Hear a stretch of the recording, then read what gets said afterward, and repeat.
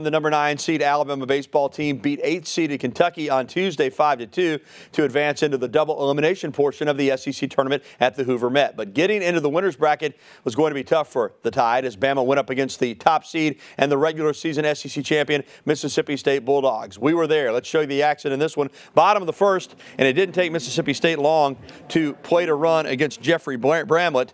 Jake Mangum on third. His dad John played football at Alabama.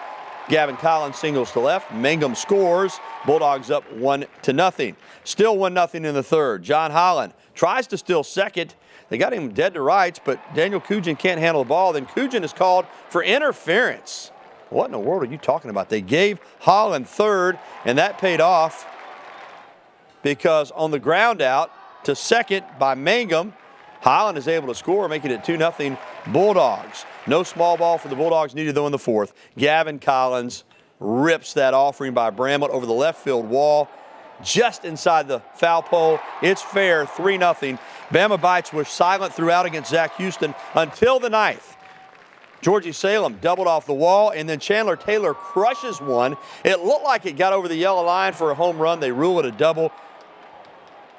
Salem scores the only run in the game. Alabama falls to Mississippi State 4-1. Here's our Brandon cameraman with more on how the Tide Bats went silent again. Decent pitching, but not a whole lot of offense. That would describe Alabama tonight against Mississippi State.